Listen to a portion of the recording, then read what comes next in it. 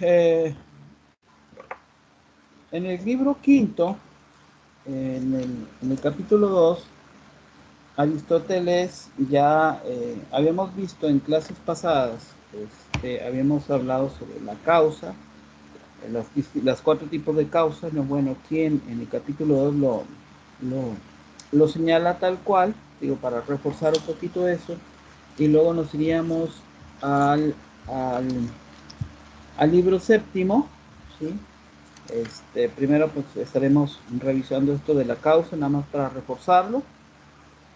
Hoy la pretensión es, bueno, que hoy cerremos con la metafísica y que empecemos en la sesión del lunes ya con la ética Nicómaco. Ya les estaré indicando yo qué secciones vamos a empezar a trabajar de la ética Nicómaco.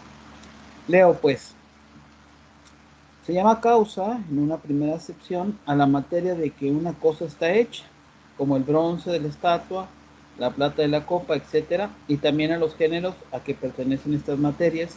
En otro sentido, se llama causa a la forma y el modelo, es decir, la razón de la esencia y también sus géneros. Por ejemplo, la causa de la octava es la relación de 2 a 1 y en general lo son las partes y los números que entran en la noción de la octava.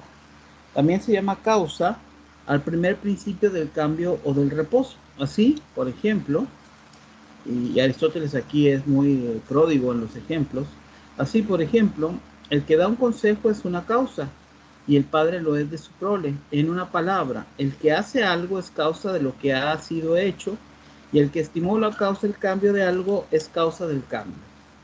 Por último, es también causa del fin y llamo fin telos, ¿no? Pueden ser causa final, y llamo fin aquello en vista de lo cual se hace algo.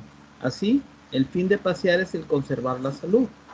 Pues preguntamos, ¿para qué pasea? Respondemos, para que se mantenga uno sano.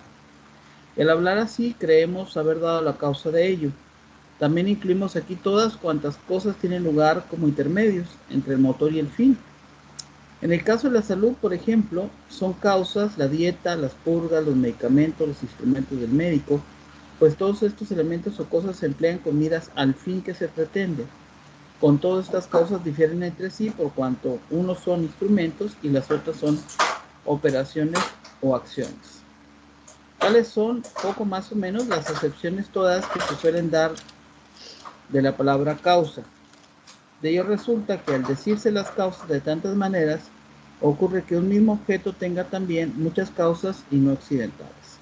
Así, por ejemplo, una estatua tiene por causa el arte escultórico y el bronce, no según una relación con otra cosa cualquiera, sino en cuanto es estatua. De todas maneras, aún estas dos causas no lo son de la misma manera. La una es causa material y la otra es causa de que proviene el cambio. Las causas también pueden ser recíprocas, como por ejemplo el trabajar y el poseer una constitución fuerte. El trabajar es causa de una constitución sana y esta a su vez lo es del trabajo. Con todo, no son causas de la misma manera. La buena constitución lo es como fin y el ejercicio como principio del movimiento. También a veces una misma cosa es causa de efectos contrarios, pues aquello que cuando está presente es causa de una cosa determinada, cuando falta lo llamamos causa de lo contrario. Por ejemplo, decimos que la ausencia del piloto fue causa del naufragio, porque su presencia hubiera sido causa de la salvación. Y en este caso ambas cosas, la presencia y la privación, son causas del movimiento. O sea, recuerden que la idea es que todo está en reposo si no hay una causa, si no hay algo que le impele al movimiento, a la modificación de su estatus anterior. Ahora bien, todas las causas que hemos enumerado pueden agruparse en cuatro modalidades bien definidas. Las letras respecto a las sílabas, la materia respecto a las cosas fabricadas, el fuego, la tierra y otras cosas de este género respecto a los cuerpos, las partes respecto del todo, las hipótesis o premisas respecto a la conclusión, todo ello son causas en cuanto que son aquello de que provienen las cosas.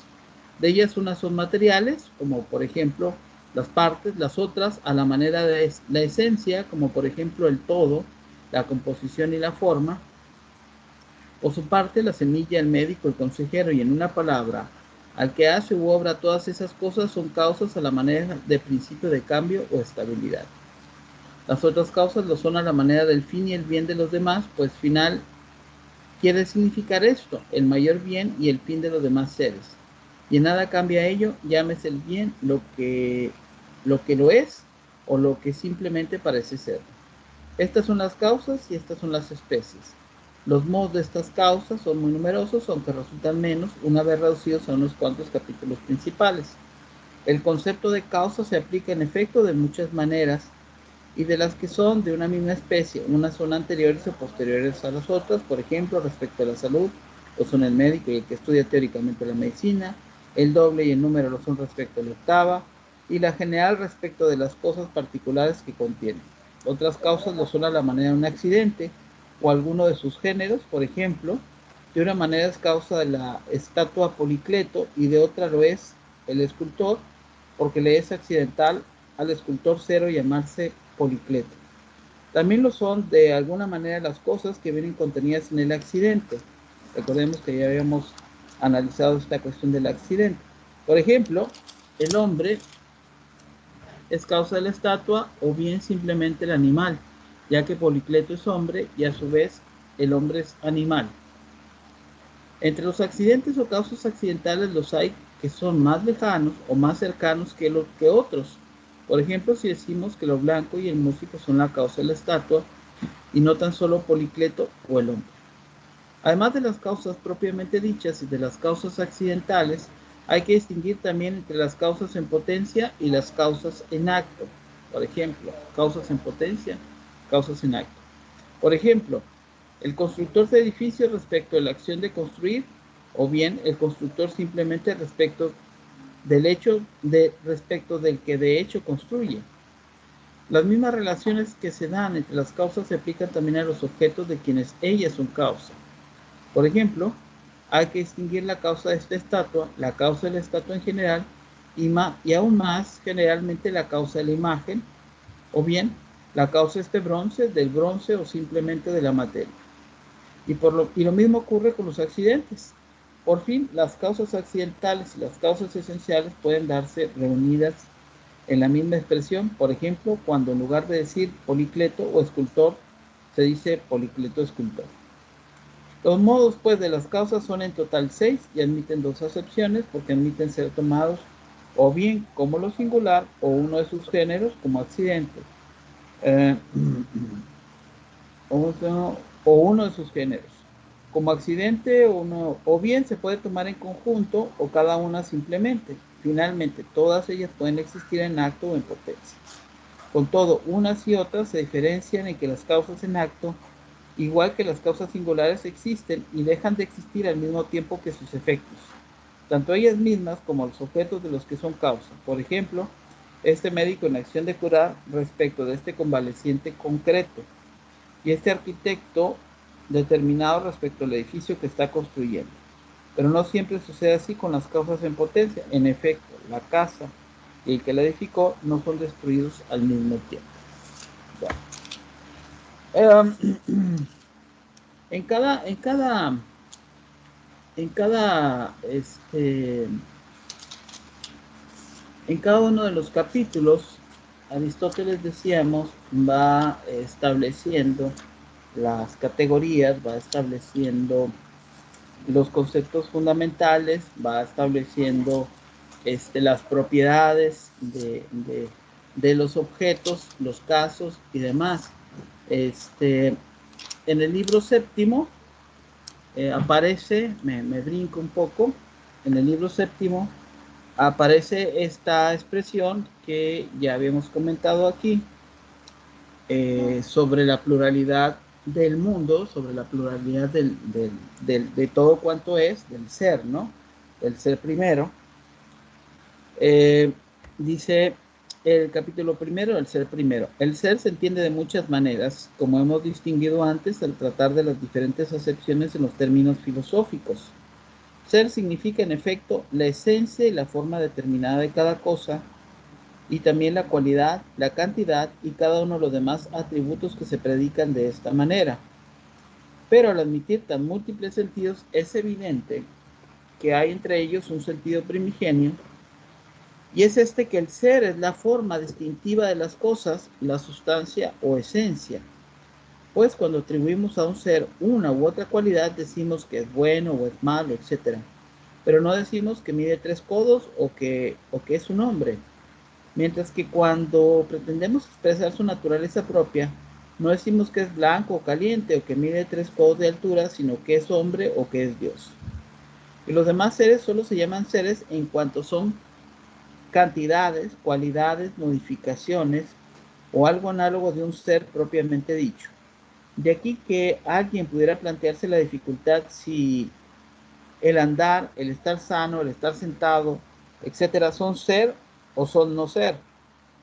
Y lo mismo respecto de otros estados o circunstancias análogas, porque ninguno de estos modos puede tener por sí mismo una existencia propia, ni existir separado de las sustancias. Subrayo esto, ¿no? Ninguno de estos modos puede tener por sí mismo una existencia propia, ni existir separado de la sustancia. Si estos son seres, con más razón lo será lo que anda, lo que está sentado y lo que está sano. Esas cosas parecen más cargadas de la noción de ser, porque bajo ellas se oculta un sujeto determinado. Este sujeto es la sustancia, el ser particular que aparece debajo de los atributos. Gabriel, perdón, no había visto la... Sí, entonces Adelante. Sí. estaba analizando también parte de esto y también estaba viendo en el video que en las otras sesiones estábamos revisando Ujú. acerca de la cuestión de la sustancia. Y pues ahí explicaba, ¿no?, que para Aristóteles lo que constituye a algo, y con algo me refiero a cosa o ente, es lo que hace que sea lo que es. Y pues ahí, ¿cómo es que Aristóteles pues llega a la conclusión de que no es pura materia, como decían los presocráticos, y no es pura forma, como decía Platón, sino que es materia y forma en su combinación, digámoslo así, lo que ahí conocemos como la sustancia. Y explicaba también que esta cuestión de sustancia puede ser un tanto engañosa porque sustancia significa debajo o detrás de lo que es o de la cosa, cuando sería más bien decir la entidad. De hecho, en la edición que aquí tengo utilizan el término entidad, aunque a veces explican que esta entidad también pues, se puede conocer como sustancia. Pero aquí está interesante el punto que Aristóteles toma acerca de hablar de lo que algo es, no es hablar de sus atributos, porque sus atributos no constituyen su esencia, sino que Ujú. solamente describen su manifestación o que son eh, relativos a la esencia misma que permanece a, al cambio de los atributos. Creo Ujú. que este, creo que tiene que más que ver con esta cuestión de la definición, ¿no? O sea, de que aquello que es algo, o sea, sin importar si es de un color o otro, o si es pequeño o grande, o si es de un material o de otro, sino que es la cuestión de este algo es esto por, porque tiene la sustancia de ser aquello. Ujú. Sí, sí, lo explicó mejor y con palabras más sencillas, ¿no? Eso es justamente lo que está planteando Aristóteles, ¿no? ¿Algún otro comentario? Ya que abrimos aquí a comentarios sobre este tópico que quieran hacer, compañeros. Si no, entonces para terminar esta parte, ¿sí? A ver, y luego ya continuamos. No hemos acabado de ver el video, ¿no? El video va reforzando los términos que estamos aquí revisando. Entonces, a ver, permítanme. Ninguno de estos modos puede tener por sí mismo una existencia propia ni existir separado de la sustancia. A propósito de lo que decía Gabriel, ¿no?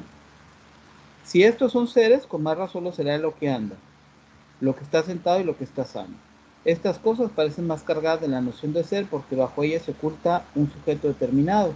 Este sujeto es la sustancia, Esta idea de la sustancia es importante, este concepto de la sustancia es importante por las repercusiones que va a tener en los desarrollos posteriores, en los desarrollos filosóficos posteriores. Por eso es importante plantearlo.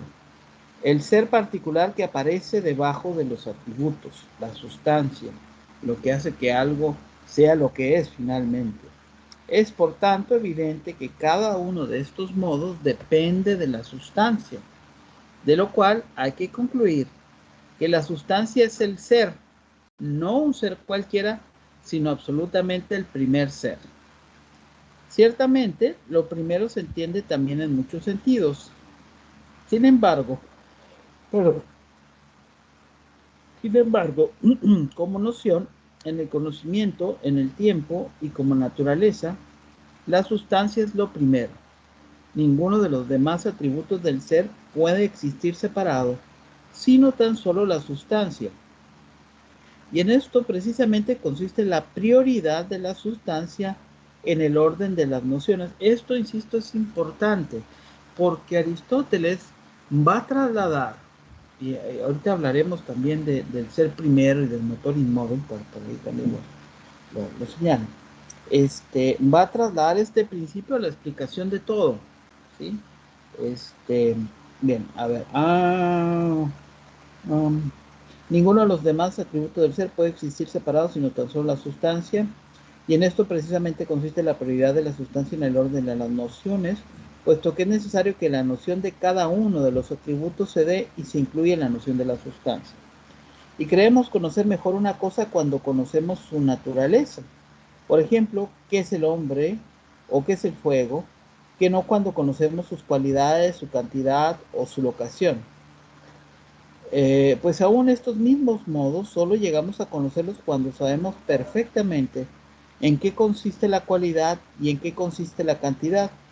De esta manera, el objeto de las inquisiciones de todos los tiempos pasados y presentes, la pregunta constante, fíjense esto que importante, ahorita le doy la palabra a Mariana.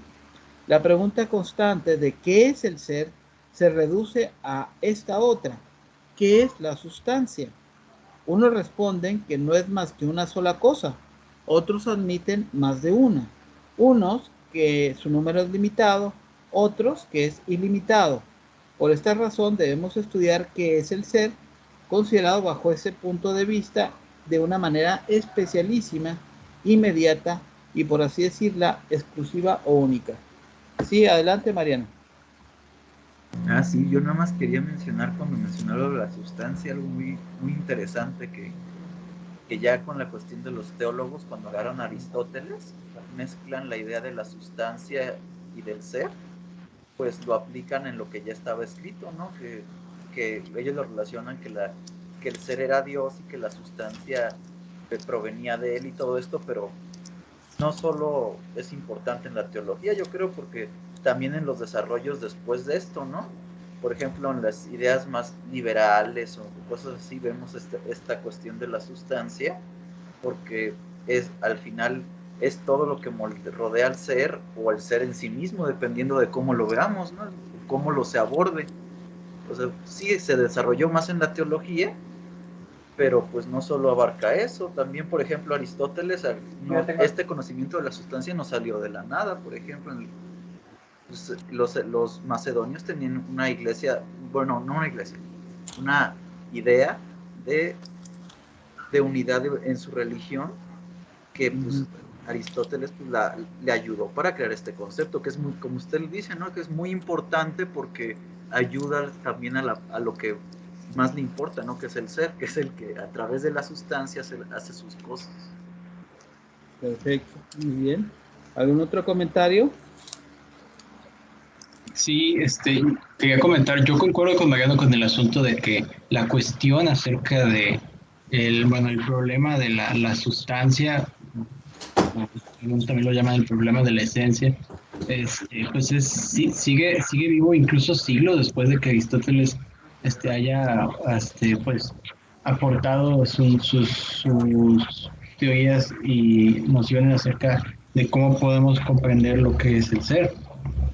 De hecho, Creo que, si mal no recuerdo, ya incluso en el siglo XIX todavía existían algunos filósofos que en metafísica proponían su propia consideración acerca del problema de lo uno y lo múltiple, o sea, cómo resolver este asunto de si el ser es uno o si la multiplicidad, qué significa o cómo podemos entenderla y demás. Entonces, pues esta cuestión digamos que es central para comprender uno de los más grandes problemas de la metafísica. Así es, muy bien, buen comentario. ¿Alguien más que quiera agregar algo, compañeras? Es que están muy serias. Profe, Dígame. la sustancia y el ser para Aristóteles es lo mismo. Pues sí, o sea, no hay ser sin sustancia, o sea, aquí lo decía, ¿no? O sea, todo remite a la sustancia.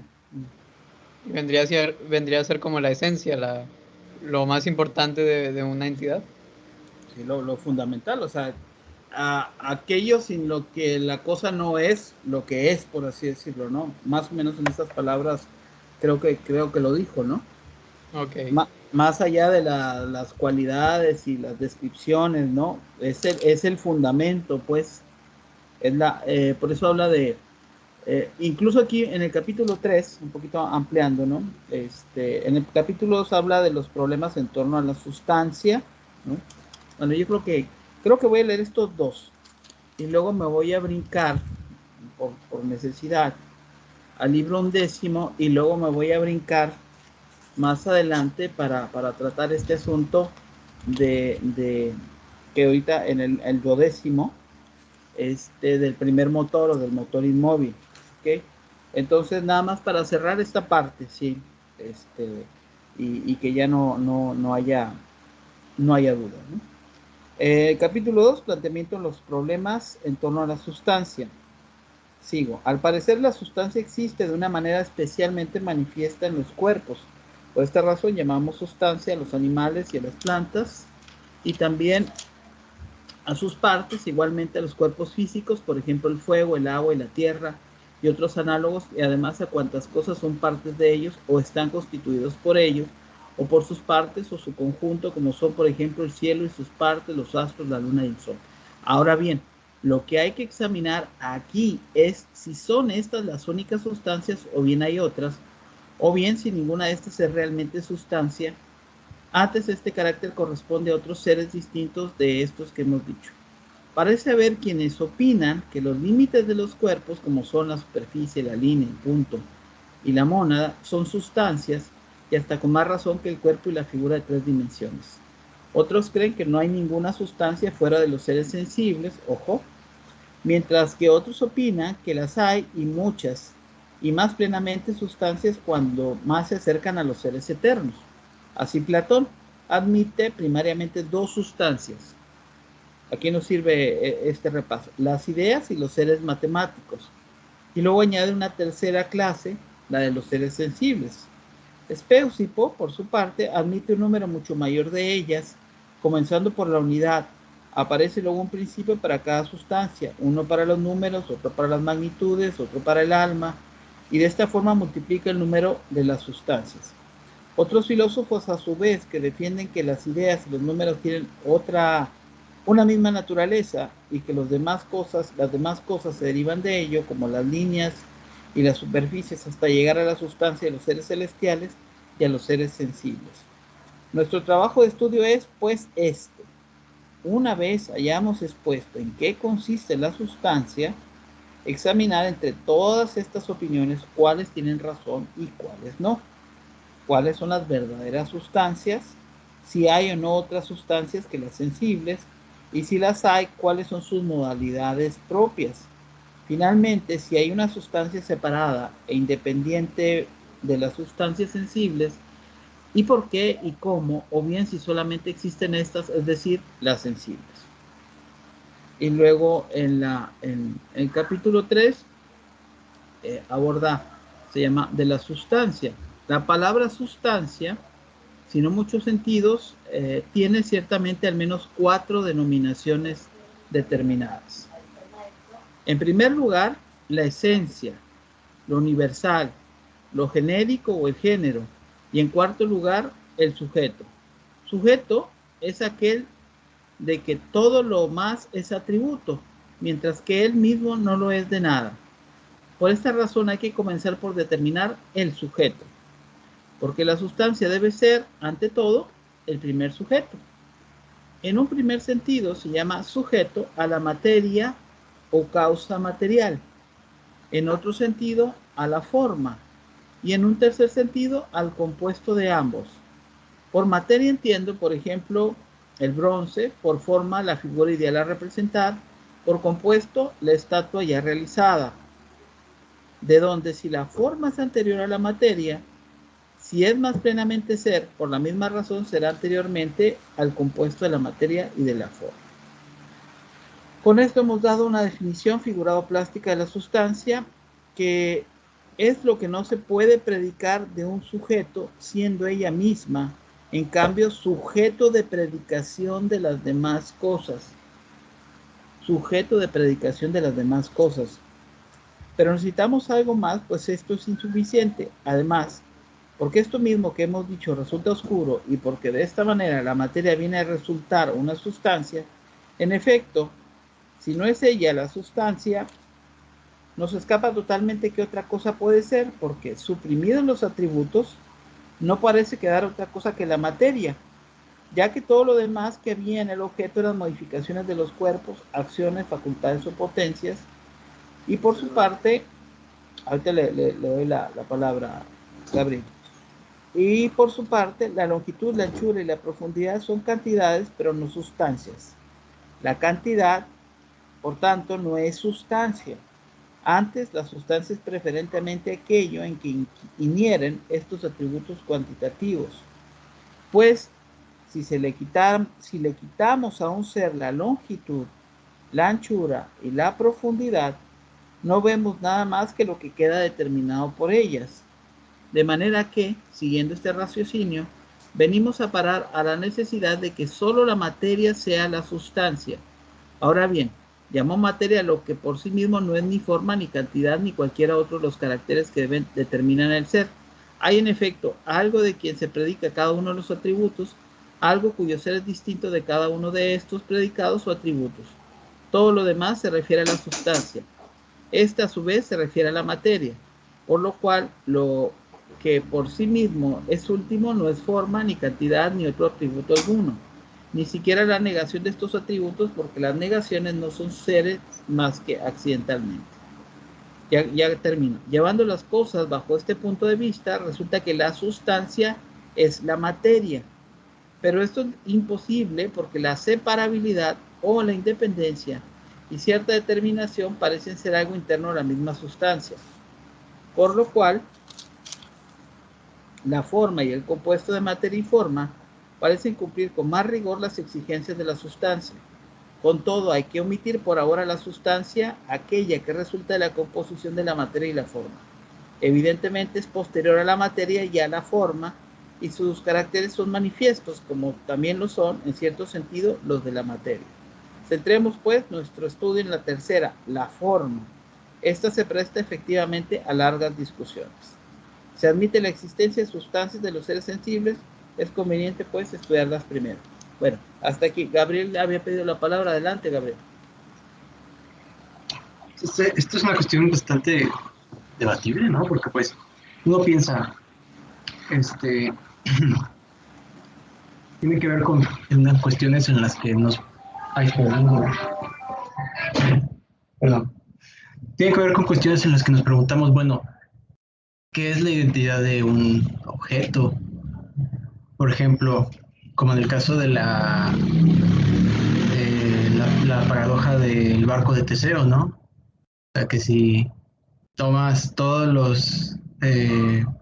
las partes que constituían este barco y las vuelves a ordenar de tal manera que creas un nuevo barco que sería una réplica aparentemente exacta a la original, y dices, bueno, ¿es el mismo barco o no lo es? Es decir, si está hecho de la misma materia, uno pensaría que es la misma entidad. Pero entonces, ¿cómo puedes reducir la entidad a solamente el aspecto físico.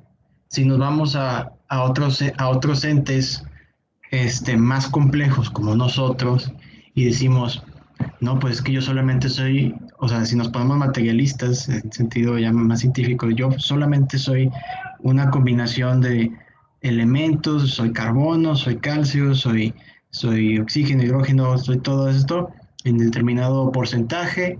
Es como si pudieses tomar literalmente todos esos elementos y crear un ser humano. Pero la pregunta es, ¿estarías creando un ser humano? ¿Sería verdaderamente eso solamente por ser materia? Ahí es donde está el problema.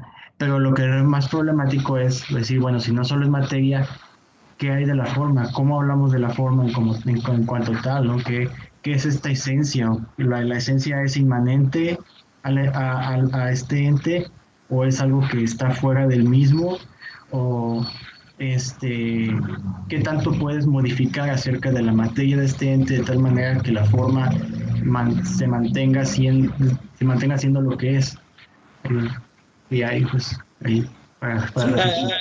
sí, hay una discusión que creo que lo que usted está comentando luego tendrá que ver con esta disputa, lo que se llama la disputa de los universales, ¿no? Este, si, si, por ejemplo, la sustancia solamente se puede predicar de los objetos particulares o si hay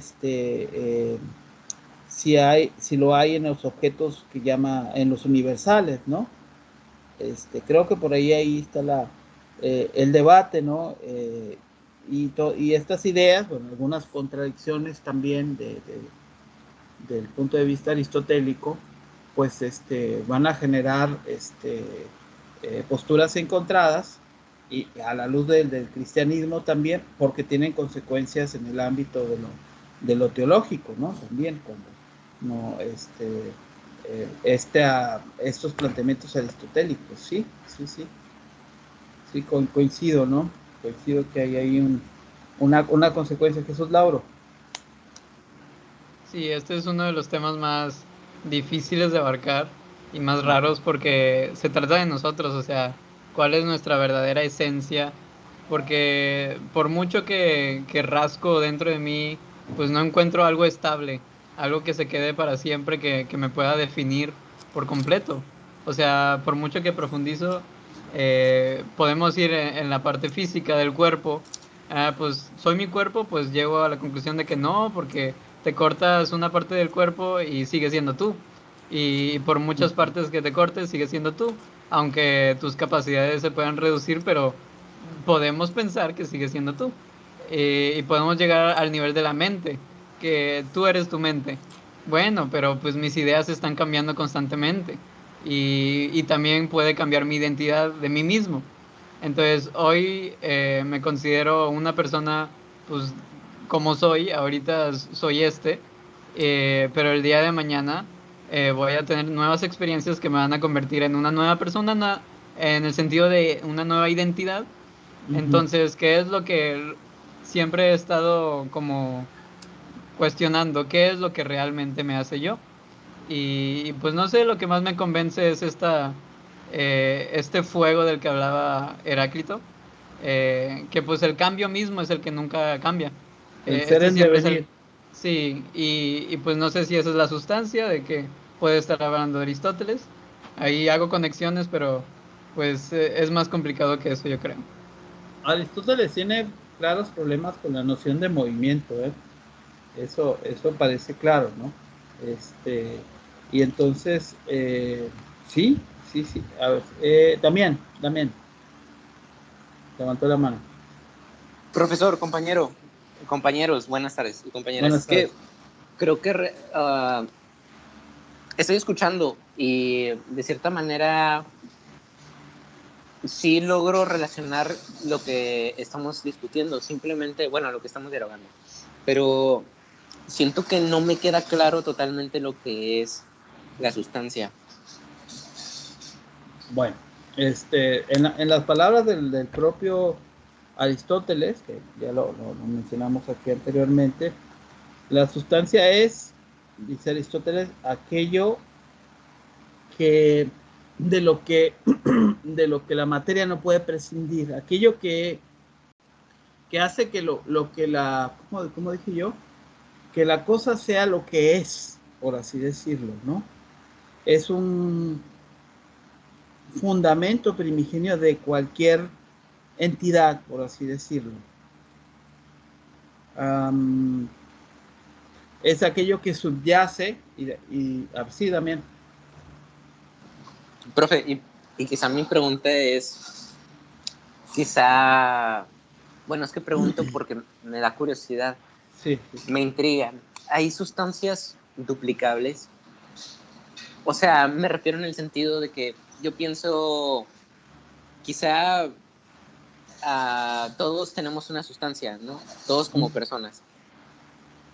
Pero es un hecho y no por un afán de ser como cliché. Realmente no hay otra persona como yo o como usted. O sea, somos únicos en ese sentido. Pero estoy pensando con cosas, más que nada, o sea, con personas creo que sería ya algo, ahí queda resuelto, como que ahí termina. El decir como de que no hay sustancias duplicables, porque cada quien es una sustancia distinta. Pero con los objetos las sustancias se repiten. Bueno, aquí eso es una buena pregunta, ¿no? Aquí la pregunta sería, por ejemplo, si en el mundo físico, por ejemplo, dos piedras, ¿no?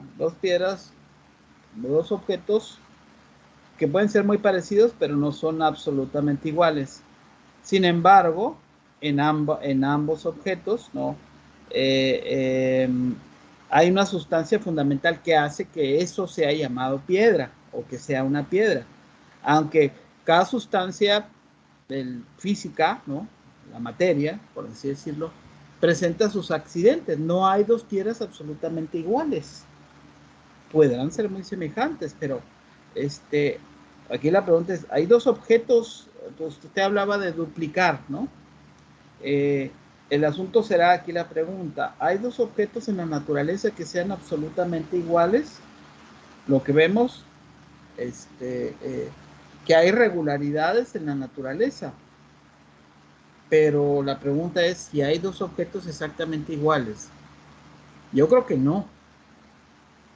Sin embargo, estos objetos, estas cosas, participan de la misma sustancia, como la sustancia piedra, por decir. No sé si me estoy explicando. Y yo pienso Sí, que... profe, ya entendí. Sí, y yo Totalmente. pienso que... Fíjese que, bueno, Sí. dígame usted, ¿qué es lo que está pensando usted? Y también cuando hablamos de los seres humanos, pienso yo, tampoco nos debemos de considerar como algo muy distinto de la piedra.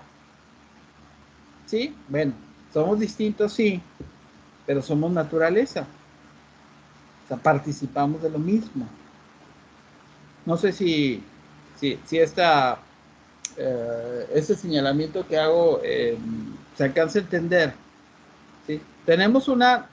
Participamos de la naturaleza, no podemos hacer algo distinto de ella totalmente, sin embargo tenemos cierta forma, ciertos accidentes, ciertas cualidades, ¿sí? Que hacen también que seamos lo que somos, pero participamos de la naturaleza. Somos un político, somos animales políticos, somos animales racionales, pero somos físicos también, somos parte de la naturaleza. Creo que el problema, y aquí no sé, estoy un poquito especulando, el problema es ese, el problema del desfase entre nuestra pertenencia a la naturaleza y nuestra aparente diferencia radical respecto del mundo de lo no sensible o respecto del mundo de lo no racional. Pero bueno, no me da mucho caso, es viernes hoy, pero no sé, Damián. Damián y luego Mariano, porque Nada más quería decir, profe, que creo que ahorita es que me quedé pensando yo en eso de que quizás sí, es que como que no lo podía entender. Voy a ser sencillo porque realmente ya que llegué a este pensamiento no se me hizo algo tan tedioso. El decir como de que, pero si lo pienso lo suficiente, podría decir que podría encontrar dos sustancias iguales. Y ese pensamiento como que no me gustó, porque no considero que eso sea algo coherente, porque me parece que aunque sí hay sustancias que porque los objetos puedan ser muy similares, no significa que sean idénticos.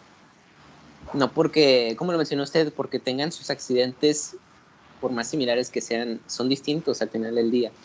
Y creo que, y también me quedé con este pensamiento porque me quedé divagando sobre lo que hizo mención Gabriel. Quizá no era en absoluto su idea, pero me quedé con esta idea de el que realmente, con lo de la nave de Teseo y todo esto, pero creo que si me voy muy para allá sería algo que quedamos en la clase pasada de no estarle rebuscando tanto, porque hay que quedarnos con... Ay, Dios, no recuerdo cómo lo dijeron, pero es justamente con lo que quería cerrar, que hay que quedarnos con las causas primeras, algo así. No rebuscarle tanto, porque si no, estas cosas Porque como no de las que estamos terminaríamos, discutiendo, ¿no? Sí, no terminaríamos, justamente ¿no? sí. No Bueno, terminaríamos. eso es todo. Y Gracias, por eso, profe. no, ¿de qué? ¿De qué? En realidad, y justamente a propósito de lo que usted dice, y antes de darle la palabra a Mariano, por eso en ese rebuscar, ¿no? Creo que Aristóteles está consciente de eso, ¿no? Y por eso va a hablar del motor inmóvil o de la primera causa, ¿no? Pero bueno, le doy la palabra a Mariano. Mariano. No, yo quería mencionar lo que en la sustancia pues, me hace muy interesante, ¿no? Que es como, para mí es como se ve reflejado la influencia de Platón en Aristóteles, solo que en vez de explicar que son dos mundos diferentes, Aristóteles nos dice que los conceptos que él llama sustancia, pues se ven directamente reflejados en lo material, ¿no? Y que el ser es el que, por más que el concepto y los accidentes estén ahí, el ser es el que hace uso de ellos y es el que les hace que las cosas pues, sean las cosas. O sea, la influencia de Platón, por más que se quiera distanciar a Aristóteles, ahí está. Claro. Eso es algo que se me hace muy interesante y que, pues, que ahí y nada más quería decir eso. Bien, bien, bien. Muy bien. Pues sí, ¿no? Porque cuando decimos la, la roca, bueno, la piedra es piedra porque participa de la sustancia de la piedra, sin importar distintos atributos y cualidades particulares que llamaríamos accidentes. Todos esos atributos son predicados particulares del sujeto, y ese sujeto es su entidad. Sin embargo, Platón diría, bueno, es que la entidad verdadera es la forma, es la idea, y la piedra es piedra porque participa como una copia sensible de la idea inteligible de la piedra. Pero pues Aristóteles pues no reproduce el mismo argumento, sino que dice, no, es que la sustancia o la entidad es inherente al objeto real o a la cosa o al ente. No es que sea algo distinto o como que esté en un plano distinto de la realidad, sino que tenemos que referirnos a lo que nos es más próximo. Y lo que nos es más próximo es asumir que el mundo que experimentamos es real. Bien. Sí. Muy bien. Ok. Bueno, vamos a la parte de un poco del cierre, pero antes quiero checar, eh, no sé si en el video que estamos viendo del canal de Estamos Filosofando, antes de llegar a la parte de la ética, ¿no? Va a hablar, habla sobre sustancia y accidente, esencia, la idea del primer motor que vamos a revisar ahorita, la recepción histórica del primer motor, y llega hasta la física. Entonces, yo creo que vamos a irnos directos al video, ¿no? A seguir. Y luego vamos directamente a la fuente y establecemos aquí nuestro debate, nuestras opiniones, ¿no? Para ir reforzando si les parece, ¿ok?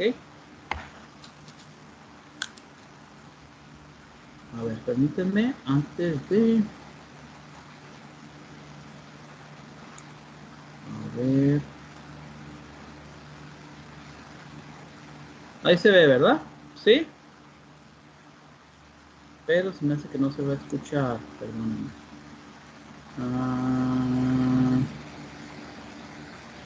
Siempre se me olvida.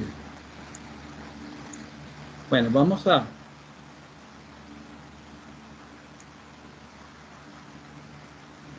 Ok.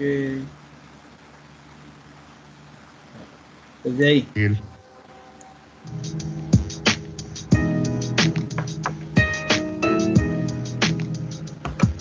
Vamos a ver uno de los conceptos más importantes, no solo de la filosofía aristotélica, sino de toda la historia de la filosofía.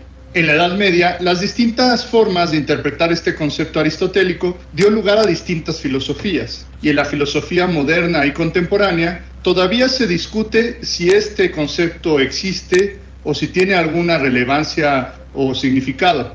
Se trata de la sustancia, uno de los conceptos más complejos y más sofisticados de Aristóteles, que aquí no pretendo exponer de forma exhaustiva, sino mostrar de la forma más sencilla una guía para comprenderlo de la forma más simple y general posible. Este concepto busca resolver el problema más fundamental de toda la metafísica. ¿Qué hace que una cosa determinada sea esa cosa?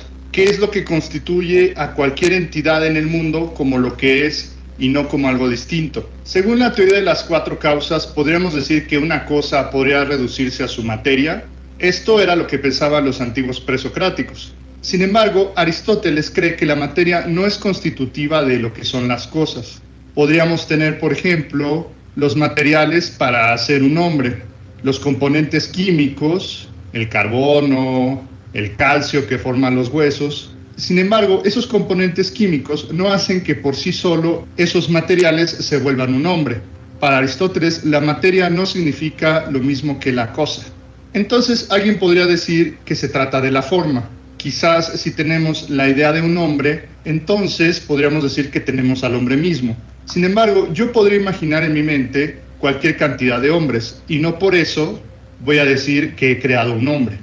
Ni la materia ni la forma por sí sola generan ni son la cosa. Esto también lo podemos equiparar a lo que mencionábamos en nuestro video anterior. Si relacionábamos a la materia con la potencia, podríamos decir que cuando tenemos los materiales, tenemos la capacidad de crear cualquier cosa que esos materiales nos permitan.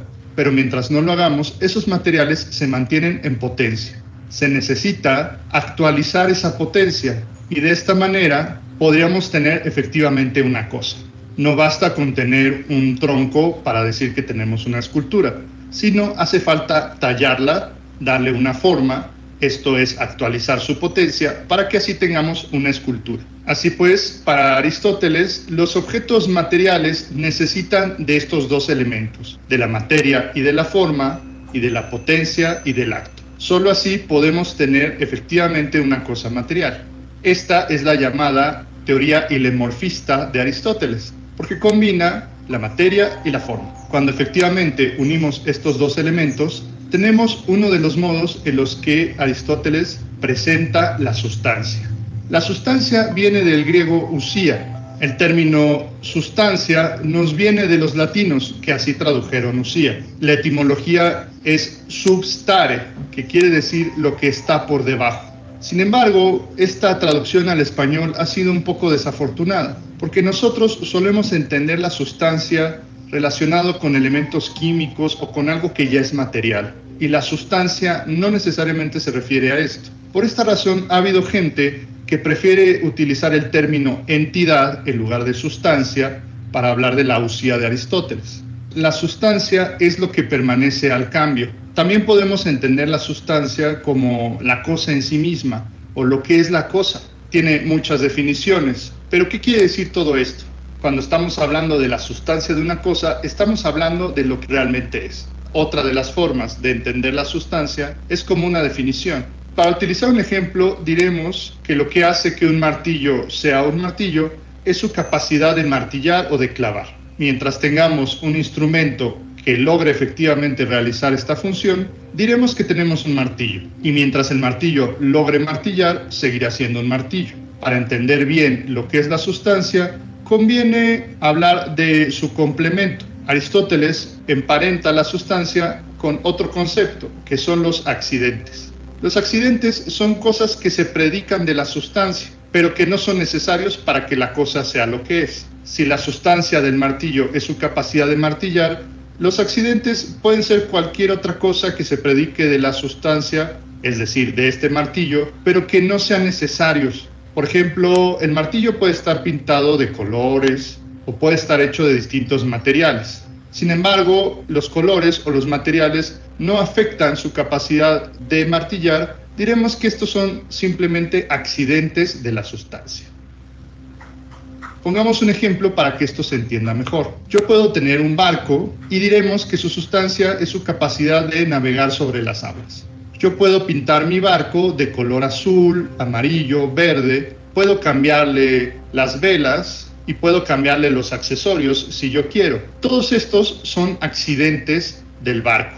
Ni los colores, ni las velas, ni los accesorios afectan la capacidad de navegar del barco. Si realizo estos cambios, entonces estaré hablando de cambios accidentales. Cambiarle de color al barco simplemente es un accidente, no es algo necesario para su navegación. En cambio, si un día yo decido prenderle fuego al barco y este queda inutilizado, entonces estaré afectando la sustancia misma de lo que es ese barco. Es decir, estoy afectando lo que verdaderamente es. Esto es llamado por Aristóteles un cambio sustancial. El cambio sustancial afecta la condición misma de lo que es la cosa.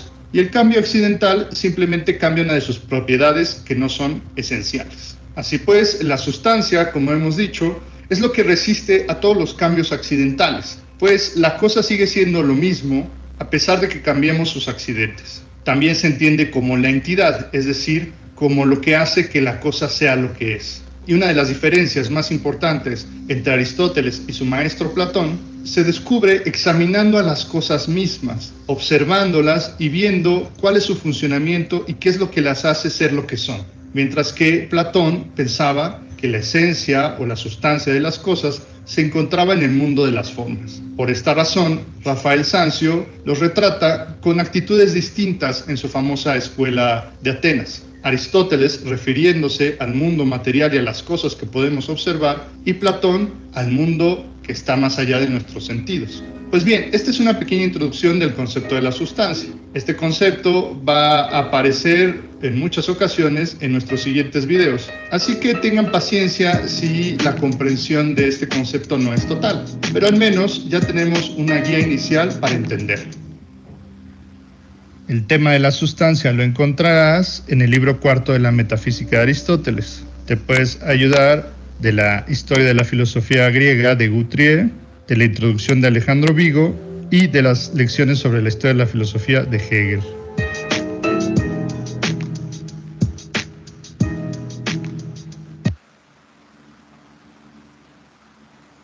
Bueno, regreso tantito para dos cosas. La primera, creo que compartí con ustedes una invitación a una conferencia de Alejandro Vigo. Creo que o la compartí con el Colegio de Filosofía, y es justamente sobre Aristóteles. Me parece que fue hoy, no estoy muy seguro. Por ahí creo que hubo alguna reacción ahí. Entonces, en todo caso, espero que la hayan seguido, si es que fue. Si no, pues buscarla en YouTube o en el Facebook si quedó grabada, ¿no? Entonces, eso, uno. Y dos, la otra cuestión que dice el profesor, con este asunto de las categorías que maneja Aristóteles, pues hay que tener paciencia, ¿sí? Hay que tener paciencia, no se entienden a la primera, y por eso creo yo que Aristóteles da constantemente ejemplos para que quede fijo, ¿no? En ese sentido, creo que Aristóteles es bastante didáctico, y el hecho que sea así didáctico también, incluso yo diría, inaugura, o más que inaugurar, abre el panorama a lo que luego va a ser un método, ¿no? A lo que luego va a fundamentar también esta visión escolástica, ¿no? También, que va va a ser a partir de estas categorizaciones y a partir de discutir los conceptos, las propiedades de estas categorías o de estos conceptos, y ejemplificar lo que de alguna forma va a ser la base del método escolástico, ¿no? Más en el ámbito de lo teórico, ¿no? Pero nada más lo dejo así. Vamos a continuar con el video, ¿ok? Bien. Vamos a ver. Están muy callados este día, compañeros.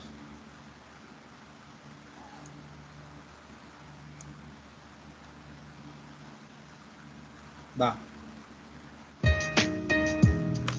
Le damos seguimiento a la metafísica de Aristóteles y en esta ocasión hablaremos de la esencia y de los modos en los que se puede hablar de la sustancia. Como vimos en nuestro video anterior, la sustancia es un concepto complejo y que puede llegar a tener muchas definiciones. De hecho, esto es lo más importante de la comprensión aristotélica de la sustancia, que no se puede entender de una sola manera. Como ya lo hemos dicho, una de las propuestas más importantes de Aristóteles es que las cosas se pueden decir de muchas maneras, y la sustancia es este concepto que nos permite entender qué son las cosas. Así pues, el día de hoy hablaremos de los modos en los que podemos entender la sustancia. Una de las maneras en las que podemos entender la sustancia es como esencia. Aristóteles, de hecho, no usó una palabra, sino una frase para hablar de la esencia, toti en einai, que quiere decir lo que era el ser.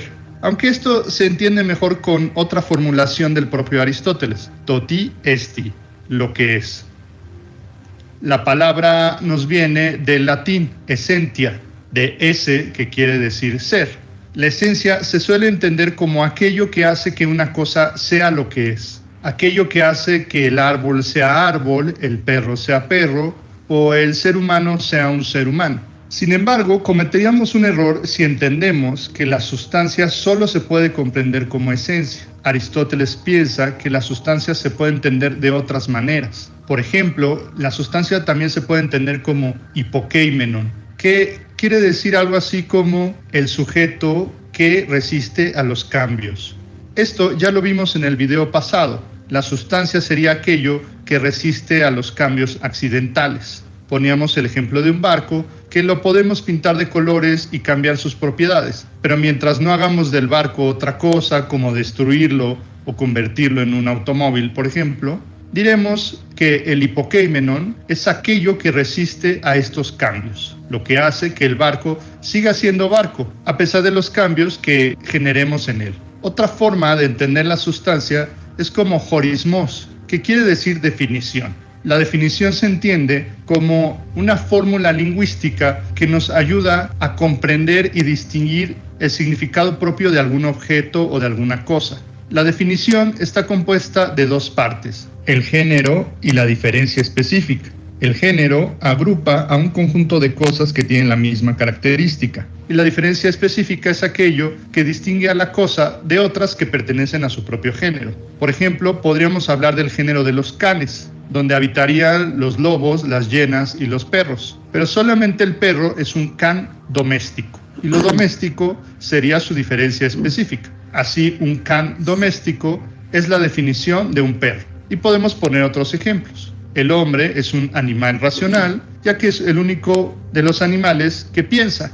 La definición es una manera de hablar de la sustancia. Y una última que podríamos mencionar es el sínolon. El sínolon es la conjunción de la materia y de la forma, que juntos producen una sustancia. Sería el resultado de la teoría ilemorfista. La definición de sínolon solamente es útil para las sustancias sensibles. Veremos en otros videos que Aristóteles piensa que hay otro tipo de sustancias. Estas son solo 4 definiciones que Aristóteles nos da de la sustancia, aunque existen otras maneras de comprenderla.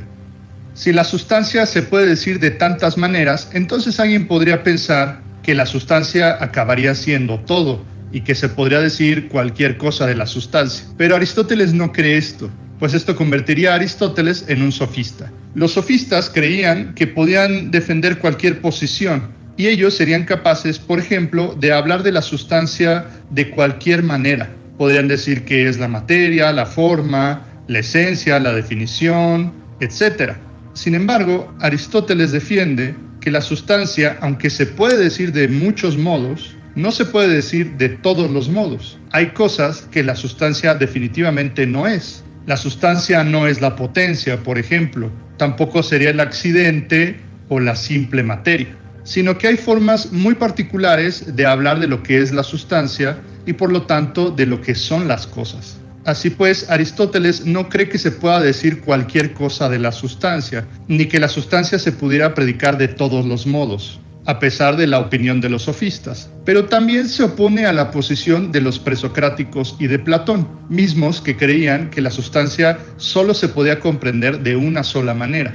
Por ejemplo, los jonios creían que la sustancia o que las cosas en sí mismas solo se podían entender como materia, como agua, aire o aperon. Pitágoras pensaba que se podía comprender como la cantidad, como los números. Sin embargo, esta es solo una propiedad accidental y no es la sustancia misma. Parménides creía que se podía entender la sustancia como el ser absoluto, pero en nuestro video del acto y la potencia hemos visto cómo Aristóteles refuta esto. Heráclito pensaba que se podía entender la sustancia o las cosas como un cambio o devenir. Sin embargo, esto es algo que le ocurre a las cosas y no es algo propio de las cosas mismas. Los atomistas creían que se podía entender como el ser separado, como los átomos. Y los pluralistas, como una diversidad de elementos que forman la materia. Platón pensaba que la sustancia se podía reducir a la forma. Sin embargo, hemos visto ya cómo Aristóteles reprueba esta posición. Lo que caracteriza a todas estas teorías es que pensaban que la cosa o el ser o la sustancia solamente se podía entender de un solo modo, de un modo unívoco. Y la respuesta de Aristóteles es que la sustancia se puede entender de muchas maneras, aunque no de todas, como dirían los sofistas. Se trata de una posición completamente original en la historia de la filosofía y que revolucionaría por completo el pensamiento. El tema de la esencia lo puedes encontrar en relación al tema de la sustancia en el libro 6 y 7 de la Metafísica de Aristóteles. Te puedes apoyar en la historia de la filosofía griega de Guthrie, en la introducción de Alejandro Vigo y en las lecciones sobre la historia de la filosofía de Hegel.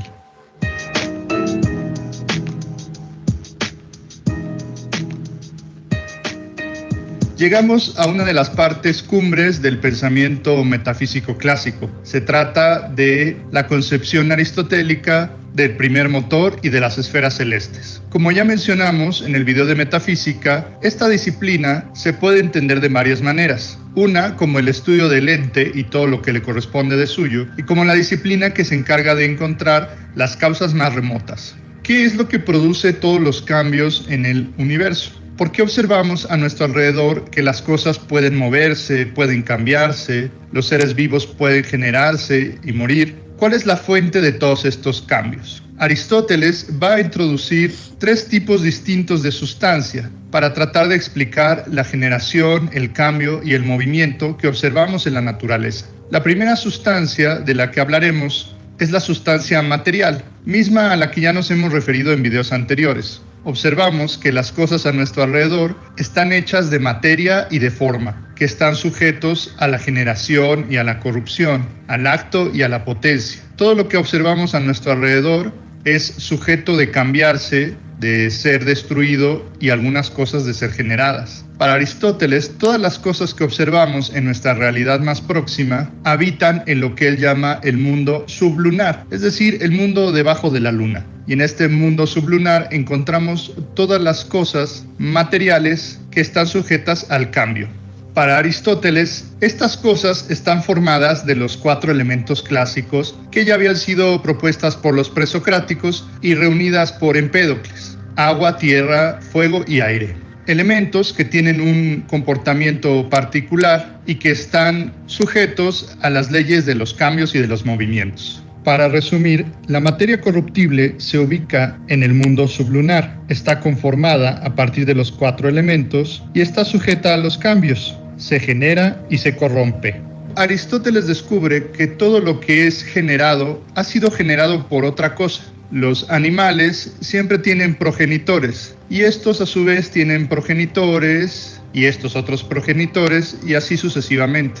Igualmente podemos decir que toda cosa que existe en acto fue en algún momento una potencia. y esta potencia solamente pudo haber sido actualizada por otro acto. Así pues, tenemos dos vías, el de la generación o el movimiento y el del acto y la potencia, que nos remiten a una cadena que se remonta al pasado y que debe tener algún origen, algo que haya echado a andar estas cosas de forma inicial. Una primera explicación del movimiento y de la generación la encontramos en otra región del universo o del cosmos, que Aristóteles llama el mundo supralunar. Como lo indica su nombre, el mundo supralunar es lo que está más allá de la luna, es decir, son los planetas y las estrellas, que para la astronomía clásica estaban fijados o empotrados en las llamadas esferas celestes. Estas esferas celestes estaban hechas de un material distinto al de los elementos, conocido como éter, que después los medievales llamaron la quinta esencia. El éter es un nuevo elemento, que es material, pero que no se corrompe, es eterno y no está sujeto a las mismas leyes de los cambios de las cosas materiales del mundo sublunar. Aristóteles se da cuenta que, a diferencia de las cosas que vemos aquí en la Tierra, los astros se mueven de forma eterna y parecen no cambiar. Tienen movimientos fijos y predictibles. Nada los detiene, y esto le hace pensar que tienen un comportamiento distinto al de las cosas que observamos alrededor de nosotros. No parecen corromperse, y esto le hace pensar a Aristóteles que son de una naturaleza más perfecta. Al moverse de forma eterna, no están condicionadas por las mismas leyes del mundo físico. E incluso Aristóteles llega a especular que estos astros y estas esferas celestes son de hecho la causa eficiente que promueve el cambio y el movimiento en nuestro mundo material. Esto nos puede parecer un poco extraño e incluso místico. Sin embargo, Aristóteles da una explicación científica bastante razonable. Hoy en día sabemos que buena parte de la energía que produce los cambios y la vida en la Tierra proviene efectivamente de uno de estos astros, del Sol. Es la energía solar la que promueve los cambios climatológicos, el viento, las corrientes marítimas y, por supuesto, hace posible la vida en la Tierra, gracias a los procesos químicos y fotosintéticos que produce las plantas y en los animales microscópicos, que son la fuente de vida de todo el planeta. Así pues, Aristóteles tenía algo de razón aquí. En efecto, los astros, en específico el Sol, es lo que promueve el cambio y el movimiento a través de la energía solar en nuestro mundo. Sin embargo, Aristóteles no tenía a la mano todas estas herramientas científicas que nosotros conocemos, y él llegó a estas ideas a través de la pura especulación filosófica, con muy poca observación científica constatable a comparación de lo que tenemos hoy en día. Aunque Aristóteles no llegó de la misma manera a lo que sabemos hoy en día, es bastante razonable. Ahora bien, los astros que se mueven de forma perpetua en los cielos transcriben para Aristóteles un movimiento circular, que para los antiguos griegos era el más perfecto. A través de estas traslaciones, transferían su movimiento al mundo sublunar y permitían el cambio en todas las cosas físicas y corruptibles. Para resumir, los astros estarían constituidos de una materia incorruptible, habitan el mundo supralunar, están configurados del éter, la quinta esencia o el quinto elemento, y son la causa eficiente de los cambios y el movimiento de todo lo que observamos a nuestro alrededor.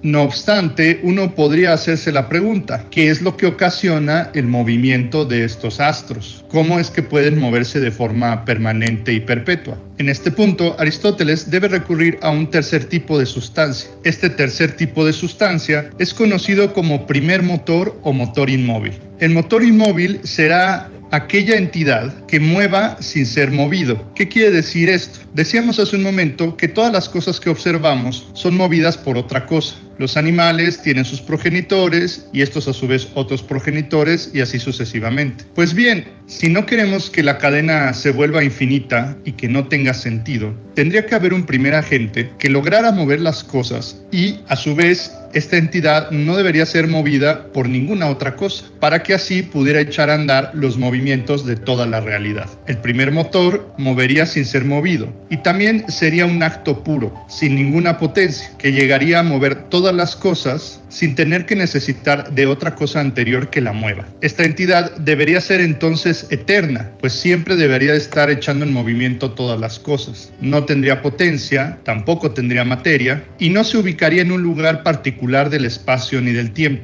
pues no tiene ni extensión ni magnitud. Ahora bien, al no ser material, no podría generar un movimiento de forma eficiente como lo hacen los astros con el mundo sublunar. Su motivación sería de otra naturaleza. Movería las cosas como causa final, es decir, como una motivación o como un fin específico al cual todas las cosas se ven atraídas y aspiran a imitarlo. Así pues, la naturaleza de esta entidad no puede ser sensible ni material. Tendría que ser de otra especie, de la especie más pura y perfecta que conocían los antiguos griegos. Esta entidad sería, de hecho, intelectual. Se trataría de un pensamiento que se está pensando a sí mismo y que todo trata de imitarlo y de llegar a él. Aristóteles habla del pensamiento porque considera que esta es la actividad más pura a la que se puede llegar. Esto lo veremos con más detenimiento cuando hablemos de su ética y también de su Tratado del Alma. Pero por el momento baste decir que para Aristóteles el pensamiento es lo más puro y lo más perfecto. Y por esta razón, el primer motor debe estar constituido principalmente de pensamiento. El primer motor, entonces, sería la sustancia por excelencia, la causa del movimiento de todas las cosas, ya que todo se mueve como una aspiración por él.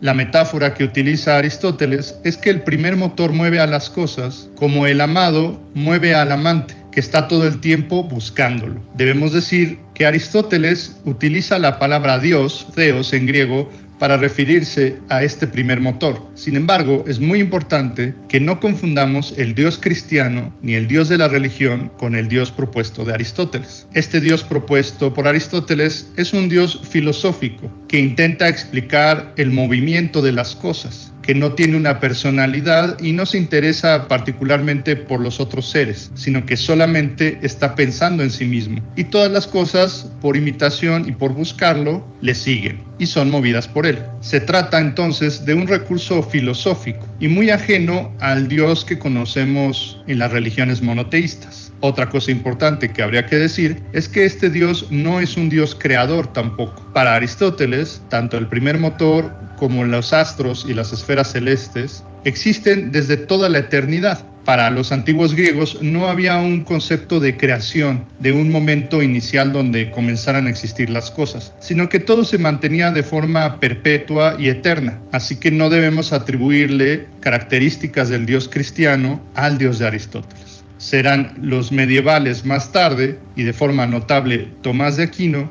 quienes sí realicen la síntesis entre el Dios filosófico de Aristóteles y el Dios cristiano. Pero si nosotros queremos ser disciplinados intelectualmente, debemos entender al Dios de Aristóteles estrictamente como él trató de exponerlo. A primera vista, la teoría del primer motor puede parecernos demasiado extraña, incluso mística, pero veremos en el siguiente video y a lo largo de nuestro recorrido de la historia de la filosofía que esta propuesta de Aristóteles puede leerse de muchas maneras, y ya estemos de acuerdo o no con su propuesta, se debe reconocer el alcance cultural y científico que tuvo el primer motor en toda la historia. Somos testigos en este momento de una teoría filosófica que está combinando la astronomía, la cosmología, la ética, la psicología, la metafísica y la lógica para presentar una propuesta coherente del origen, del movimiento y del cambio en todo el universo. De hecho, la teoría aristotélica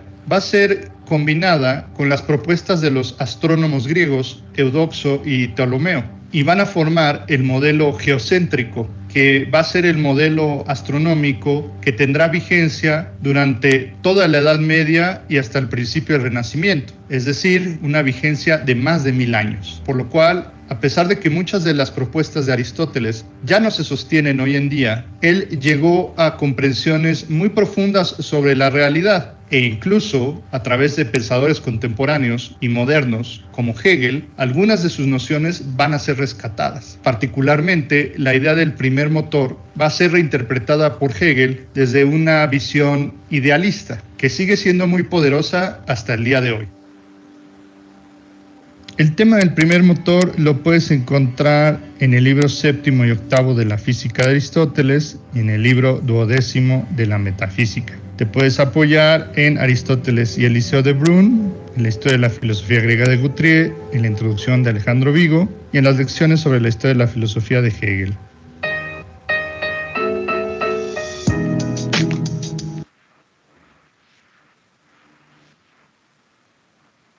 Ay, perdón. Profe, apenas le iba a tomar foto a lo ahí de qué leer. Ah, perdone, déjelo pongo. Gracias. Ahí está. Espérame, déjelo comparto otra vez. Espérame.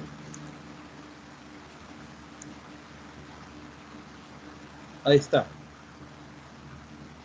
A ver, no. No era ese, perdón. O sí. No,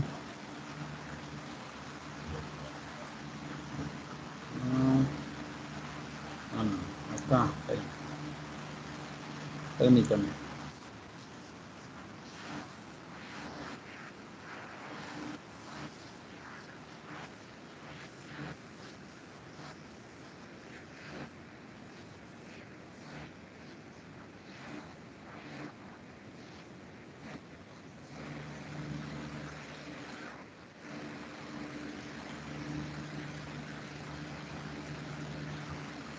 Ahí está. ¿Ya lo ve?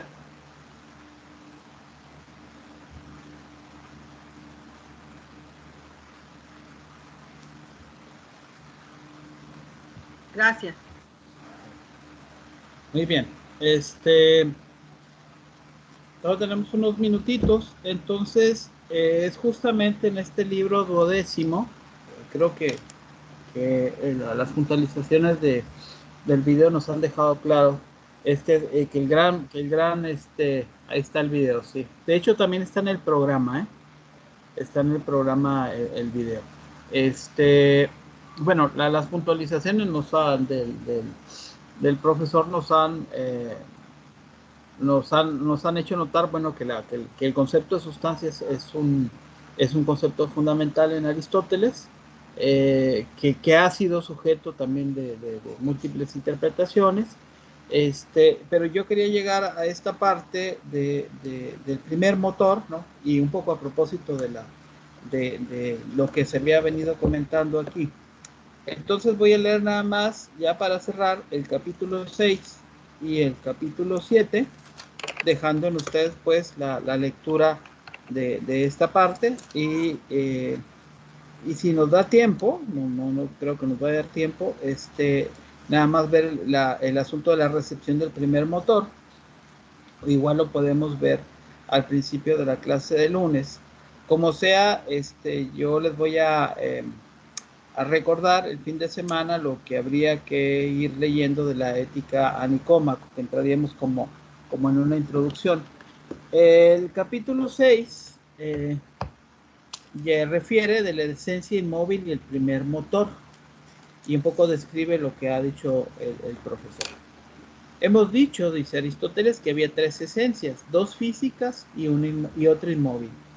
Sobre esta hay que decir que es de toda necesidad que exista una sustancia eterna e inmutable, porque las esencias son los primeros seres, y si todas son perecederas, también serán perecederos todos los seres. Pero es imposible que el movimiento se produzca o se destruya porque es eterno. Y lo mismo el tiempo, puesto que de no existir el tiempo tampoco podría existir el antes ni el después. Además, el movimiento es continuo de la misma manera que lo es el tiempo, pues o bien es lo mismo que el movimiento o bien al menos es una cualidad del mismo movimiento. Con todo, el movimiento no es continuo, a no ser el movimiento local y aún en el circular. Si existe una causa motriz o una causa eficiente, pero no actúa en algo, no existe el movimiento, porque lo que tiene potencia puede no obrar. No sacaremos, por tanto, ningún provecho de admitir sustancias eternas como hacen los partidarios de las ideas, si no hay en ellas algún principio intrínseco capaz de realizar el cambio. No bastaría ni esta sustancia ni otra alguna además de las ideas. pues si ella no lleva al acto su capacidad de obrar, no habrá movimiento. Y tampoco si aún en el caso de que opere en actos, su sustancia es con todo un ser en potencia, pues no habrá entonces movimiento eterno, porque lo que es en potencia puede no existir. Por consiguiente, es necesario que exista un principio tal que su sustancia sea un ser en acto. Por otra parte, es necesario que sean así las sustancias que carecen de materia. Conviene en efecto que sean eternas. Si ha de existir algo que sea eterno, existen por tanto en acto. Pero surge aquí una dificultad. Todo agente parece poseer en ello mismo la potencia, mientras que no todo el que tiene la potencia pasa al acto, de donde resulta que habrá que considerar anterior al acto la potencia. Pero si esto es así, no existirá ningún ser, pues es posible que lo que puede existir no exista, con todo, todavía. Y entonces si pensamos como los teólogos, que hacen proceder todas las cosas de la noche, como si nos atenemos a la mentalidad de los físicos, está hablando de los filósofos, de que todas las cosas existían confusas, en todo caso la imposibilidad será la misma. Pues ¿de qué modo se moverán las cosas si no existe una causa en acto? No será en efecto la materia lo que se dé a sí misma un movimiento, sino la acción del artífice. Y tampoco serán los óvulos ni la tierra los que hagan fecundos a sí mismos, los que se hagan fecundos a sí mismos, sino las semillas y el semen humano serán lo que lo hagan.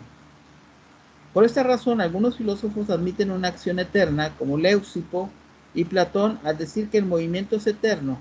Con todo, no dicen el por qué, no de qué manera, ni el qué, ni la causa. Nada se mueve en efecto sin razón, y solo porque sí, sino que necesariamente debe existir algo. Como vemos que ocurre ahora que una cosa se mueve de tal manera por su naturaleza, otra de tal otra manera por la acción de una fuerza o una inteligencia o algún otro agente. Por otra parte, ¿cuál es el movimiento primitivo? Hay gran disparidad de opiniones y va de unas a otras. Pero a Platón ni tan siquiera le es posible decir que aquello que él cree a veces, que es principio, se mueve ello a sí mismo, porque como él dice, el alma es algo posterior al movimiento y coetáneo con el cielo. Así pues, creer que la potencia es anterior al acto es una opinión admisible y verdadera desde un punto de vista, pero desde otro punto de vista no lo es en manera alguna. Hemos dicho ya de qué manera. Por su parte, que el acto es anterior, lo atestiguan Anaxágoras, pues la inteligencia existe en acto, Empédocles con su principio de la amistad y la discordia, y los que admiten un movimiento eterno como Leucipo. De esta manera el caos y la noche no tuvieron que existir durante un tiempo infinito, sino que las cosas siempre fueron las mismas, sea que ello se explique por recurrencias periódicas o por otra cualquier manera de concebir la cosa, si es verdad que el acto es anterior a la potencia. Ahora bien, si la recurrencia periódica de las cosas es siempre la misma, es necesario que exista un ser cuya acción perdure siempre la misma. Y si ha de haber producción y destrucción, es necesario que exista siempre otro principio que actúe siempre de una manera distinta. Es por tanto necesario que este nuevo principio obre de alguna manera por sí mismo, pero de otra manera relativamente a otro principio. Y este es, a su vez, o bien otro principio cualquiera, o bien el primer principio. Es necesario que obre en virtud del principio primero, pues este es, al fin, el principio de este y de aquel. En consecuencia, el primer principio es el mejor. Él es la causa de la eterna constancia e igualdad. El otro es la causa de la diversidad. Ambos a la vez son la causa de la diversidad eterna. Es por tanto evidente que esta es la naturaleza propia de los movimientos. ¿Por qué pues ha de ser necesario buscar otros principios? Luego habla en el capítulo 7 del primer motor del ser divino. Es posible efectivamente que ello sea así, y de no serlo, todas las cosas procederán de la noche, de la confusión primitiva del no ser. Cosas estas todas que pueden resolverse. Y existe algo que se mueve a sí mismo con un movimiento incesable, un movimiento que es circular, y esto lo prueba no solo el razonamiento, sino también la realidad. De manera que sin duda alguna el primer cielo es eterno. Existe también, por tanto, algo que es lo que mueve, y puesto que en el movimiento hay tres cosas, lo que es movido, lo que mueve y un intermedio entre los dos, existe un ser que sin ser movido mueve, un ser que es eterno, que es esencia pura y acto puro. Ahora bien, esta es la manera como mueve lo que es deseable y también lo inteligible mueve de esta manera sin moverse el mismo. Además, lo que es primeramente deseable coincide o es idéntico con lo que es primeramente inteligible. Es deseable lo que nos parece bello y el objeto primero de la voluntad es lo que realmente es bello. Con mucha mayor frecuencia y con mayor fuerza deseamos algo porque nos parece bello, que no al revés, nos parece bello porque lo deseamos. También aquí en efecto el principio que lo rige es la intelección. Por su parte, el entendimiento es movido por lo inteligible y lo inteligible constituye un orden distinto en sí mismo. En este orden lo primero es la esencia y en ella es la esencia simple y que existe en acto. Hay que tener en cuenta que no es lo mismo unidad y simplicidad, que la unidad significa medida, mientras que la simplicidad implica una cualidad habitual del mismo ser. Lo que es bello y lo que es en sí mismo deseable se hallan en este orden de lo inteligible, y lo primero de en cada serie es o absoluta o analógicamente lo mejor de todo. Esta distinción aclara que es en los seres inmóviles la causa final. Existe en efecto alguna cosa que es causa final, pero de estas cosas una existe, otra no. El ser inmóvil mueve a manera de lo que es objeto de amor y lo que ha sido movido por él mueve las demás cosas. Pero si algo se mueve, es posible concebir el cambio y que sea ello de otra manera, de manera que si el movimiento de traslación es el primer movimiento o la actualidad con que el ser se mueve, el ser puede muy bien de esta manera cambiar según el lugar, aunque no según la esencia o sustancia. Ahora bien, al existir un motor que existe el mismo como ser inmóvil, ser en acto, no puede de ninguna manera cambiar, porque el primero de los movimientos es el de traslación y de estos el primero es el circular. Y el ser que produce este movimiento es el motor inmóvil. El motor inmóvil es un ser necesariamente, y en este orden de su necesidad es también un ser del orden de lo bello, y de esta manera es un principio. La palabra necesidad tiene muchas acepciones. En efecto, la violencia, cuando es una cosa que se da contra o al margen de una inclinación, una cosa cuya carencia nos restaría un bien, y también lo que no puede hacer de otra manera, sino que existe absolutamente. Así es el principio que depende en el cielo y en la naturaleza toda. Sí, Gabriel. Pero entonces, este primer motor, este objeto que mueve sin ser movido, me suena algo así como una suerte de causa sui, ¿no? Algo así de... Sí. Es la causa de todo sin que ello tenga una causa por sí mismo. Exactamente. Y por ello mismo es acto puro, o sea, no... El acto puro en el sentido que no cambia, no es potencia, pero es el principio de todas las cosas, sin que fuese, o sea, en el sentido de que si, como no es material, no puede ser, y eso es muy importante, o sea, no crea, sino que es la causa del movimiento en el sentido de que todo tiende hacia ello. Y es muy importante esa distinción. Y se me hace bastante interesante cómo Aristóteles en algunas ocasiones cuando habla de ese primer motor se escucha muy platónico, fíjese, porque habla de que es inteligible, que es eterno, que se identifica con lo bello, con lo necesario. Pues es que me suena mucho Platón en el sentido de que no, pues Platón habla de la idea de lo bello, que es eterna, que es inteligible y demás. Claro, Aristóteles lo pone, digamos, como no como algo que postule en el sentido de que así son las cosas, sino que más bien creo que me da la impresión de que quizás se dio cuenta de que tenía que introducir ese concepto como necesidad lógica para que su sistema de las cuatro causas y de la metafísica y demás tenga sentido. Exactamente, sí, exactamente, sí. En el fondo coinciden Platón y Aristóteles, y obviamente la recepción en el mundo medieval, primero la patrística de Platón, ¿no? O sea, la recepción de Platón o la cristianización de Platón es evidente. Con Aristóteles es un poco más compleja, pero es precisamente Tomás de Aquino quien intenta desarrollar esa armonía, ¿no? Y cristianiza al propio Aristóteles. Jesús Lauro. Sí, muchas veces como que caemos en separar demasiado a todos los filósofos, sobre todo estos principales, ¿no? Sócrates, Platón y Aristóteles, que cada uno se fue por su camino. Y está bien, o sea, cada quien desde su perspectiva hizo lo suyo y resolvió sus cosas, pero al final querían resolver lo mismo, querían entender pues, qué era la realidad, de dónde venimos y todo esto. Y aunque tenían sus diferentes métodos, Aristóteles era más sistemático, Platón era un poco más abstracto, pues al final pues tenían que llegar a lo mismo, ¿no?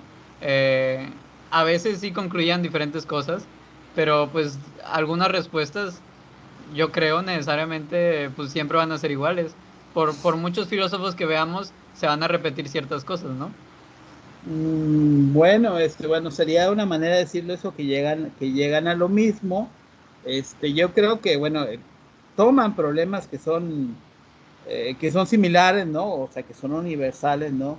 Y en algún punto, pues, coinciden, en otros puntos divergen, ¿no? Entre Platón y Aristóteles hay coincidencias y hay divergencias. Sin embargo, el esquema, el esquema, el esquema de explicación o el esquema explicativo, pues es distinto, ¿no? Pero sí, habría ahí tópicos, ¿no? Que van abordando los distintos sistemas filosóficos, los filósofos y las filósofas, donde, donde la tradición, creo yo, ese es el asunto, donde la tradición se hace presente y no se puede como que negar todo, ¿sí? Negar todo lo anterior, ¿no? O sea, aquí el asunto de la tradición en la filosofía me parece importante, porque Cierta base, ¿no? porque no es el asunto de pensar la filosofía como superación de lo anterior. O sea, en este sentido, Aristóteles no es superior a Platón. No. No, hay un planteamiento distinto que sería impensable sin la base de esa tradición que le precede. Y ese es el movimiento, y no hay un primer motor en la filosofía, ¿no? Ese es el movimiento, ¿no? En las distintas tradiciones, ¿no? Ahora bien, el asunto con nuestra idea de la filosofía occidental es que ha sido básicamente filosofía europea. Ese es otro tema, ¿no? Ese es otro tema que luego vamos a comentar, ¿no? En algún momento. Por lo pronto le dejamos aquí. Le recuerdo la invitación a la charla de la COFIM. Profe, Dígame. voy a hacer un comentario. Digo, es Claro, que claro. ahorita que estamos hablando de esta similitud, o sea, es que es diferente, pero creo que abarca en ese sentido una similitud. Me da esta sensación, no es para hacerme chistoso, pero me da esta sensación de cuando uno dice algo y dice, esto es exactamente lo que quería mi papá o mi mamá, que ya a su manera uno va entendiendo y quizá toma unas ideas, no necesariamente está diciendo lo mismo. Sí. No necesariamente está diciendo lo mismo, ¿sí? Sin embargo, no está diciendo lo mismo, sin embargo, está diciendo algo que es algo que es de interés, vaya, o algo que forma parte de la tradición, o algo que es importante, no sé. Es No que sé si a veces pienso que decimos lo mismo, pero con diferentes palabras, de diferentes perspectivas, con diferentes maneras de abarcarlo. Pero también fíjese que aquí luego se hace como que una interpretación rara, ¿no? También de ciertas visiones que dicen que los desarrollos de la filosofía son como simples variaciones de un mismo tema, cuya partitura inicial ya fue escrita por Platón y Aristóteles, ¿no? Y yo tampoco creo que sea así. O sea, yo Profe, creo que yo he hay... llegado al pensamiento, ay Dios, que fue que se me salió el aire. He llegado a este pensamiento en el que quizás son variaciones de las mismas temáticas, pero no es lo mismo. no es lo mismo porque aunque haya constantes, no en palabras, sino en, bueno, no se me ocurre mejor palabra para decirlo, ¿qué temas? Es que realmente cambia mucho el contexto. Yo creo que es muy importante el contexto histórico, social, bajo el que se está viviendo cuando se está diciendo esa filosofía. Obviamente nosotros ya lo vemos desde un punto de vista porque estamos ahora aquí, pero en unos 500 años van a ver quizá nuestra filosofía, la que nosotros hagamos y la que estamos estudiando diferente porque habrá cambiado el tiempo. Sí, pues sí, el tiempo, el contexto, la, la variación histórica, pues también determina el marco interpretativo de la filosofía, ¿no? Pero también, digamos, la filosofía no se remite solamente ahora sí que a ver a Platón y Aristóteles como los primeros motores de la filosofía, no es cierto, ¿no? Yo creo que hay una continuidad, hay rupturas y continuidades en la filosofía, ¿no? Y que la filosofía se alimenta, pues sí, de lo real, y se alimenta de la historia, y se alimenta del sentido que nosotros, le damos a las cosas, ¿no? Jesús Lauro, ya lo último, porque ya nos pasamos de la hora. Ya, lo último. Que estemos dando la vuelta a lo mismo, no creo que sea necesariamente malo. O sea, me refiero a principalmente que, bueno, sí, estamos hablando de lo mismo, pero al simple hecho de decirlo con diferentes palabras, desde diferente perspectiva, como que es una diferente pieza del rompecabezas. Y cada quien tiene su perspectiva y podemos ampliar el panorama, y al verlo de diferentes perspectivas, el elefante, al verlo de diferentes perspectivas, podemos apreciarlo cada vez más en su totalidad, ¿no? Algo Pues así. sí, bueno, Pero el bueno, elefante es el mismo. sí, bueno, yo creo que podemos Aunque... seguir discutiendo esto si es el mismo, ¿no? Y si todo gira en torno a la unidad, no sé, bueno, ya lo seguiremos discutiendo, ¿no? El asunto es que hay una tradición que se renueva, que se reconceptualiza, donde se plantean cosas que son al mismo tiempo continuidad de, de, de esa tradición, y al mismo tiempo marcan rupturas o diferencias, ¿no? Yo creo que no todo se reduce a la unidad o a pensar las cosas con distintas variaciones, ¿no? Sino que también hay cambio y hay movimiento en la filosofía, como hay movimiento en la historia y como hay movimiento en el ser humano. Pero bueno, le dejamos aquí. Samuel dice, tomando en cuenta que se alimenta de estas características que menciona, es inevitable pensar que alguien más tendrá que decir algo. Al casi coincidir en épocas, podemos visualizar todo tema como un cristal con diversas caras. Aquellos que hablan del tema son solo una cara más del cristal, ¿sí? Lo que es la característica fundamental de la filosofía es la posibilidad de la pluralidad, ¿no? Y esa pluralidad se manifiesta justamente en el abordaje de la tradición.